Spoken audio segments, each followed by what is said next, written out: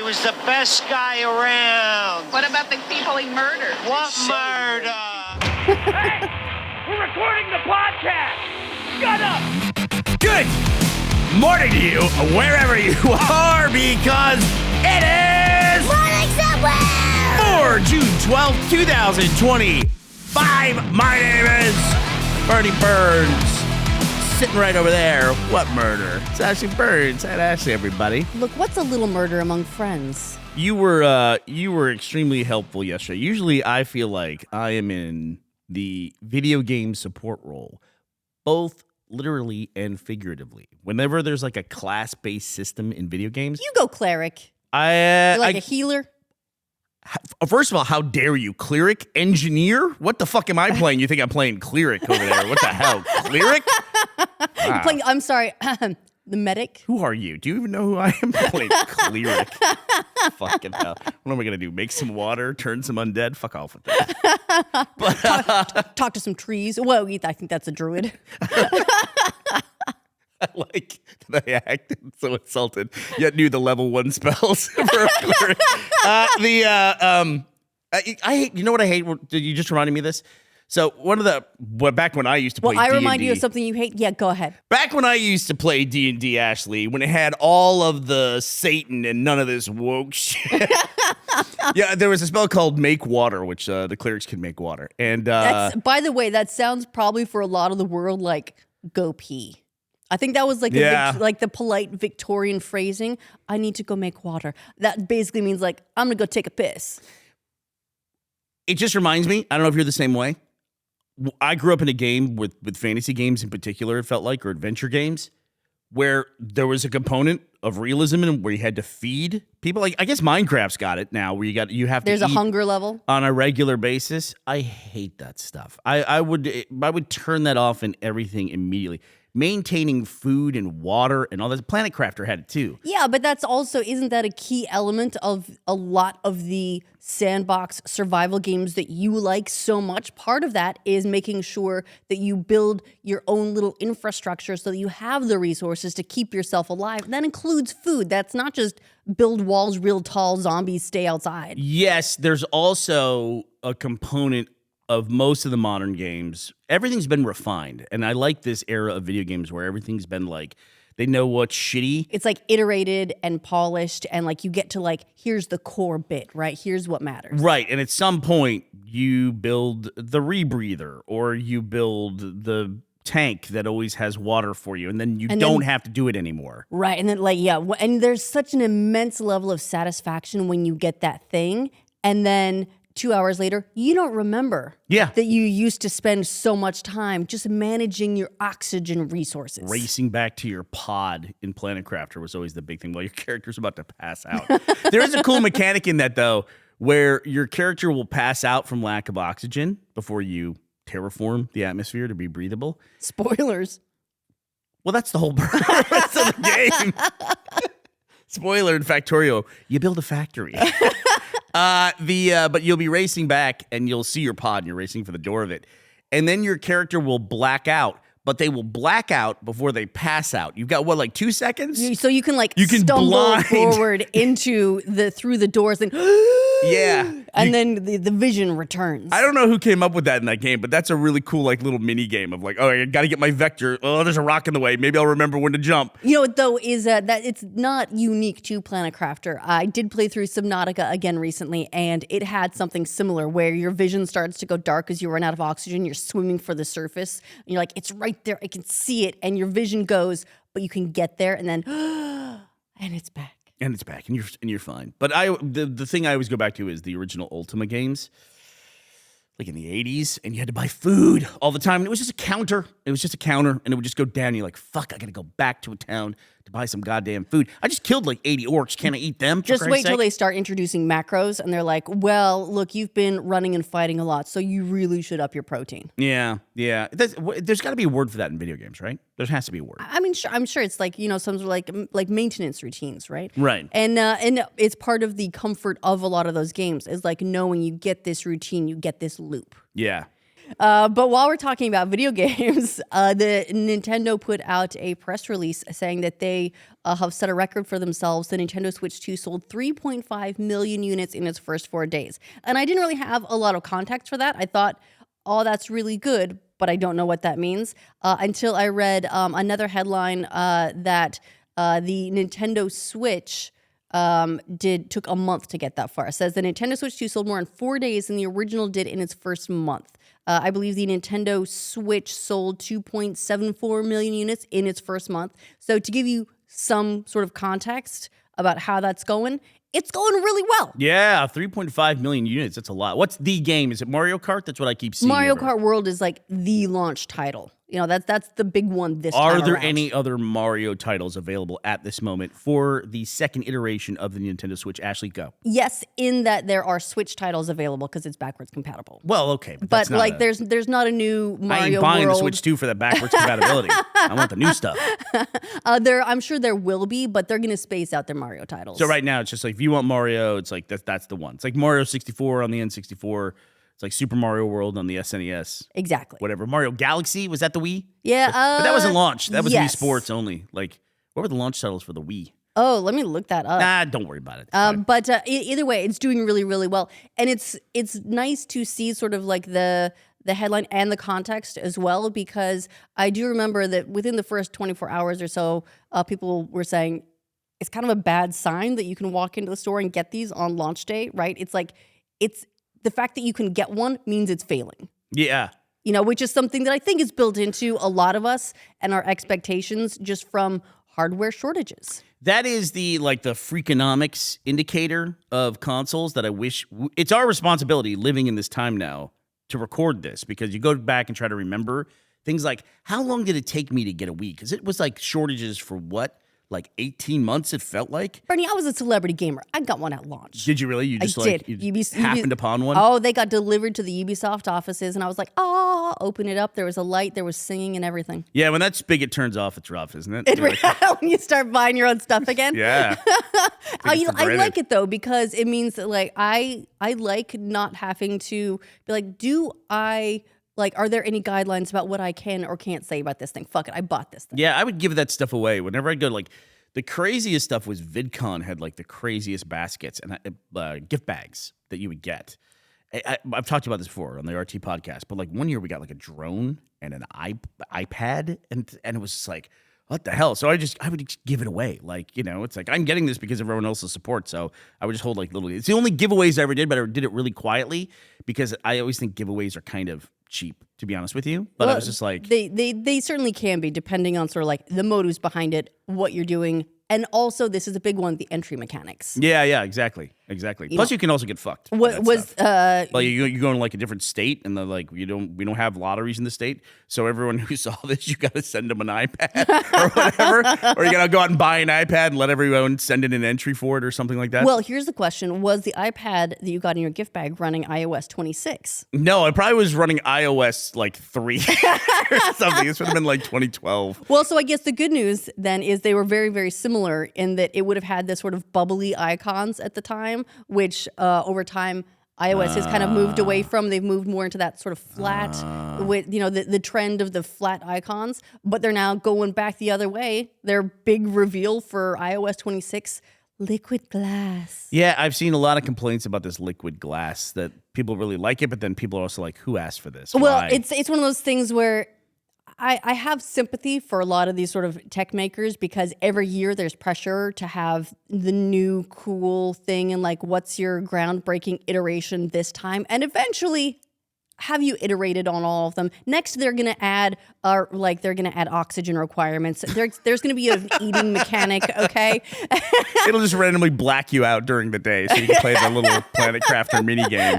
So this looks like it's going back in terms of aesthetic, a little bit closer to that sort of bubbly look and this sort of semi-transparent glass effect that blurs the background behind, but maybe sometimes not enough, and people are complaining it looks very busy. Cool. I would always want to have a thing where I could turn on the back camera while I'm walking so that I can use the phone and still see like what's in front of me. Like it'll be the background of my icons or whatever, where I can see through the phone. I don't know. When they introduced that, have we given up on reality entirely? Oh, listen. It's like that you're going to just put your phone into one of those like remember those like Google Cardboard VR goggles, right? And you'll just like wear your cardboard goggles around the world, like going on your phone, walking around, looking like an idiot, but you can see the world, so it's fine. They discontinued that. I wonder why. That must have been really popular. I always read that they had this little cardboard kit that you would buy that you could construct into goggles, slide your Android phone into it, and then you could use it as a VR device, essentially.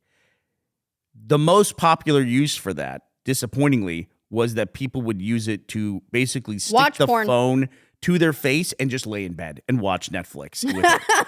That's what they were doing. How can they be disappointed? Is that not the first thing that their like test cases did with the thing? I'm, in my opinion, we don't have enough data on how VR affects your vision. Like focusing at that plane that's like, what, 5 inches in front of your face and having I these think you're being generous with the 5 inches. gigantic lenses when you look inside of a VR headset that help your eyes focus at that distance. When we, like Finn, our 5-year-old, whenever he plays VR, it's like 15 minutes tops and then he's got to come out. Right. Just because of the vision aspect of it. Right, because you don't want your eyes to, like, as your parents say, they're going to stay that way. You're going to stay that way. Your eyes are going to stick like that. They also updated, while we're talking about VR headsets, they updated whatever the weird Casper Ghost avatar thing they have for the Vision Pro, which is the Vision Pro still around? Like, I was shocked to even see they're making advancements on the Vision Pro headset for Apple. I think that they've sort of like quietly stopped making them. For one, I think they had too much inventory, so there's no reason to make any more. They can't move what they've got. But it may be something that either they're in the process of just slowly burying it, pretending they never did VR in the first place, or they're like, look, these people paid $3,500 for this thing. Let's at least do something with it. You know, it's funny, too, because we were talking about the Xbox handheld, which, by the way, is now, I'm happy to report, is now back to being an Xbox handheld by the end of the week. It's been a wild roller coaster of a week. But I was reading comments about it, and you know how there's always somebody who's like, they've got their hill that they're going to die on? This is it. And I just saw somebody, it reminded me of this discussion about the Vision Pro. There was some guy who said, I'll never give Microsoft another dollar because of what they did to the HoloLens. I'll never forgive them for that. It's like, dude, I get it. Just walk it off. You know what I mean? It's like, it's going to be okay. You know, you can get your Xbox handheld if you want to. The thing is, like, I kind of agree that it's a shame what happened to the HoloLens. Like a lot of the technology, I'm like, it's close. It needs more time in the oven, right? But then they were like, well, maybe the military can bake it then. And then we just never heard about it again. But it's not the only thing that they've tried and then been like, we don't really want to do this. Do you remember the tables? They were the Surface tables, right? And right. The idea was that they would be these cool sort of interactive tables, and you could put a thing down and it would like ripple, and it was this cool interactive touchable surface. And then, of course, I think what that ended up becoming was, in practical aspect, was, look, I have a touch screen on my laptop and I can touch it and I can do all the things and it reacts great and I can use it as a drawing screen if I want to. But it's now in laptop form, not in table form. So I think the seeds of the technology are really cool, but until they figure out how to make those headsets look a little bit less silly, no one's using them in real life. I feel like, too, when they have a new technology like the Surface table, they try to lean into something, like usually a new control mechanism, like with tablets and pens. And everybody buys the $100 pen that you have to charge. You don't really see people using those things. They're just pop, pop, pop with their fucking finger. Oh, look, my laptop screen is nothing but smudge marks. Right. And I love it because I'll occasionally, do you ever lose your mouse? Yeah. Like you have to like, on the mouse pad, you just shake your finger around a little bit trying to find the mouse. I don't have to do that. Oh, you mean lose the cursor? No, I meant I literally lose my mouse that I carry with me when I go. I know what you mean, though. Sometimes it's like I'm wiggling and I'm like, it is not here. I'm looking at the screen. This mouse cursor is fucking gone. And then it just comes back and you're like, you were fucking gone. I know you were gone. You know what it had to do? It had to go Surface for air. Maybe I had to go to the Surface for air. And then it's back. But what I don't have to worry about that so much anymore because I just take my finger and I just scroll along, right? Tap on the link that I want and it takes me there. And so it's become a really nice, usable way to interact with my laptop. And I like it. And so when they come up with a practically usable version of like AR, VR, whatever it is, I think it's going to catch. But until then, Mwah. Yeah. Meh. I like that noise. Meh. Meh. That's a good noise. Like the guy who's upset about HoloLens to this day, it's like, you can work through this issue. Like, I get it. This trauma is processable. It is. It really is. We can work through it. There's some people, it's like, the damage is more valuable. Does that make sense? Like they want to hold on to the damage. They want to hold on to the trauma because that's got more value. It's like it helps me stand out from everybody else. Well, but you never know like when the trauma is going to be a lasting thing and when it's like going to go, oh, I guess that wasn't a thing. Like this whole TikTok ban. Do you remember we were preparing mentally and emotionally to live in a world without TikTok? They've punted it. This U.S. TikTok ban has been punted again. I had forgotten about this. Yeah, so it was imminent, right? What, 6 months ago? It's been imminent several times now, Yeah. and every single time it gets punted. I was reading an article on TechDirt this morning. The headline: "The TikTok ban's third snooze button proves it was always bullshit." And I gotta say, kind of agree. Yeah, it was always bullshit. You know, so it's like one of those things where, like, am I gonna get the trauma? What was the last business that was broken up in the U.S.? I can't even think about this. Well, I know that they're looking now at Google, right? But whether that will actually happen or at what scale that will really happen, I don't know what that's going to take. Maybe they'll pull like the Warner Brothers Discovery thing and they'll break up into Goo and Gull. I'm going with Ghoul. That's what I'm going to stick with. You know, it's funny because I think when mentioning Google, there was a development yesterday with the Apple announcements as well. One of the other things, the iOS stuff always takes the forefront because everyone's got an iPhone. And we do complain about these things, and it is unexciting when they make these iterations. But it's to their credit that they've made, like, this is a goddamn near perfect device. I mean, these smartphones, not just iPhones, but all smartphones, they do everything for us now. It's fucking crazy. Like, you can replace televisions. There was a picture one time of a desktop in the 90s, like all this technology, like boom boxes, tape recorders. Your radios, your calculators, your measuring tape, your level. Everything. It's like your flashlight. It's fucking crazy. And your laptop, it's all right there in your palm of your hand. So it's like, what do you do when you've made the perfect device? Just go make something else at this point, really. Well, at some point, I guess you have to like give yourself problems that aren't problems to solve, like the fact that they're redoing their numbering system. So this would be iOS 18, but they've decided we're not doing that anymore. We're going to go by year, and we're going to do it in the philosophy of the automakers. Right. Where it's named next year instead of this year. And then you got the guy in the comments going, I'll never forgive them for discontinuing the Newton. Can't let it go. But they did a thing that Apple should never fucking do when talking about iterations.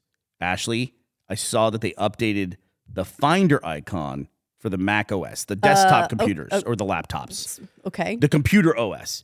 There's an icon. You ever use a Mac? I was in the Mac Not ecosystem really. for a very short period of time. When I was in like third grade, sure. There's a very useful tool called Finder that's like, it's like almost like the Windows button kind of on Windows now. It's kind of like your go-to to find everything on the computer, but it's two faces, right? This icon is like a religion, and anytime they update it, it always causes people problems. I was just looking this up. Finder logo changes. This is my Google search. Finder logo changes. The first return on Google is some blog. This is the number one return on Google. Apple changed the Finder icon again, and my day is ruined. If they change this icon, everyone goes nuts. It is like a religion. It is. So I don't understand what changed about the Finder icon. Well, in this particular case, one of the faces now has a border that goes around the other face, so it makes the two faces look less like two faces and more like kind of like something on a Total Recall, basically. Oh, It's like, you know what though? No, I just looked this up, and I am familiar with this icon. I was initially picturing like, is it a vase or is it two dudes about to make out? That's like that's what I was picturing. The icon. I was like, I can't picture this, but now looking at it, I do know the Finder icon. It kind of looks like a mental health icon, doesn't it? Like it would be some society that helps you with mental health if they made the icon today. Right here, they can get like this meta game going on where just like over time, if you don't find stuff enough, it's going to pull a Duolingo, and the smile is going to get sadder and sadder and sadder, and then it's going to turn upside And then down. creepier. And did you know there's body pillows, like buff body pillows of the Duolingo owl? Did you know that? What? Like it's all like it's got a human body, I guess, below the owl head. I guess you know what? There's something for everyone. So bizarre. Such a bizarre corporate mascot.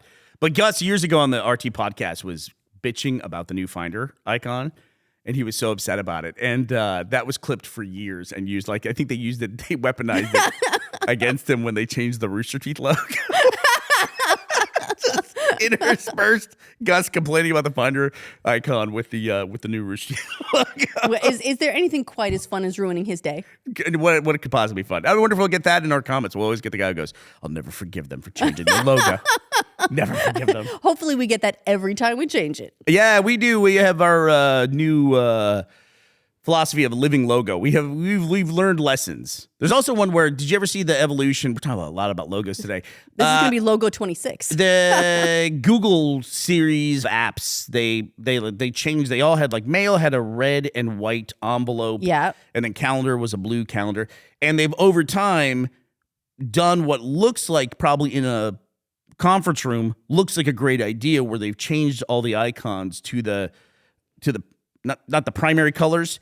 You know, like you have, we need, here's another thing. We need a word for the colors red, blue, green, and yellow, because they are the primary colors, but not. But also they're the primary colors overlapping in two different forms.